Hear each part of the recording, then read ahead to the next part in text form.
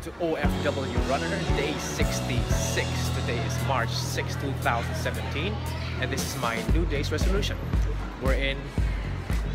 This is my version of my New Year's resolution, wherein instead of thinking of a task to be completed within the year, I think or I commit to a task to be completed every single day of the year. And I take a video of it to inspire even just one person to start a habit and make it a good one. And I will see you in an hour.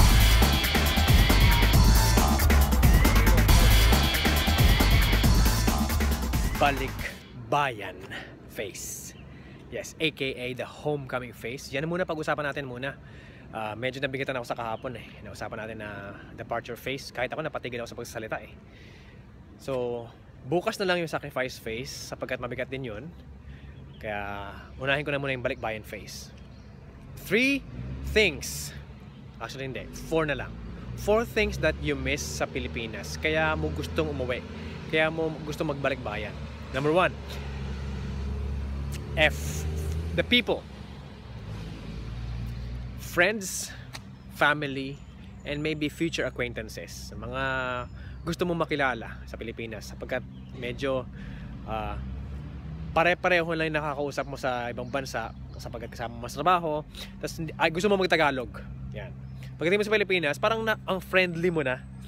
Gusto mo nang magkaroon ng mga bagong mga kakakilala sa Pilipinas. At yung siyempre mga kaibigan mo, gusto mong magkita-kita kayo, reunion, and family of course. Usually family reunion din or kahit sa bahay lang. Right? That's one of them. People. Number 2, good food. Yes, good food. Actually, hindi good food. Great food. Nung pag uuwi ka na, naiisip mo, ano kayang kakainin ko sa Pilipinas? Anong seafood ang kakainin ko? Seafood, no? Anong Christmas food? For example, puto bumbong o bibingka. Or ako, gusto ko ng halo-halo. Yan. So, great food. Pangatlo, great destinations. Yan. Boracay. Underground river sa Palawan. Yan.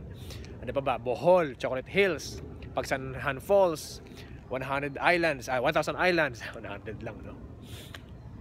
So, great destinations. Great tourist destinations. Parang turista ka na eh. Great tourist destinations. Unahin mo muna Pilipinas. Ako, like yung sinasabi sa sarili ko, unahin ko muna ikutin Pilipinas bago ibang bansa. And, finally, good noise. Great noise, actually. Ang ingay. Nami-miss mo ang ingay ng Manila. Iba ang ingay ng Manila eh. Siyempre, pati great music. Noise na rin yun, right? Mga banda na gusto mong balikan, mga singers na gusto mong manood ng concert. Ayan. So, great music. So, ulitin natin ha. People, food, destinations, and music. Yan. Yung mga gusto natin balik-balikan. At every time uuwi tayo, or pag sinabing balikbayan tayo, hindi pwedeng hindi natin pupuntahan yung mga yun o gagawin yung mga yun. Right? So, yan ang isang phase na ginagawa ng isang OFW at bumabalik-balik siya. Pero sa kabila ng kasiyahan, merong malungkot na katotohanan sa likod. At matutunghayan yan sa last phase. At so, abangan nyo lang ang susunod na kwentuhan tungkol dyan. Right? Pero sa ngayon, magpakasaya muna tayo. At may nakalimutan ako. Ang tawag dito, Triple B. The biggest balikbayan box ever. Hindi pwede na wala tayong pasalubong. So, minsan nga nauuna pa yung balikbayan box before tayo eh.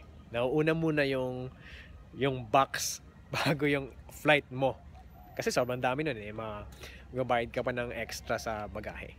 At mas mura minsan yung mga cargo. So yun.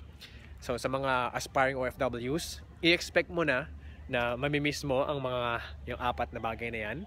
At mag-ipon ka na ngayon pa lang ng iyong ilalagay sa biggest balikbayan box ever. Kasi wala namang problema magbalikbayan box eh. Sinasabi niya ba, huwag ka magbalikbayan box, mag-ipon ka lang. Walang problema. Ipunin mo yung pangbalikbayan box on the first day na pumunta ka as an OFW. Kumbaga, ang plano mo, 10 years maging OFW, right? Magbabalik ka ng 5 years or 10 years or every 2 years, right? So every 2 years mag-iipon ka para sa balikbayan box. Bukod pa yon, sa inipon mo para sa iyong negosyo, para sa emergency fund mo, napag-usapan natin yun, right? Emergency fund, at saka sa investment mo, right? Ngayon, kung medyo gupit, right? Yun ang unang i-sacrifice mo. Hindi pwedeng emergency, hindi pwedeng investment, sapagkat oras ang kapalit. Sa bawat binibili mong bagay, ay oras ang kapalit, at humahaba ang araw, at taon na magsistay ka sa OFW, kung uunahin mo ang gadget mo. Right? So, binabalik ko lang kayo sa lupa. Medyo ang taas na natin sa langit sa episode na to. So, ayun. At nauwi tayo sa pag-iipon. At kaya mo mag-ipon, alam ko. Sapagkat kung kaya ko na tumakbo, maglakad, or mag-jog 365 days ngayong taon, alam ko na kaya mo rin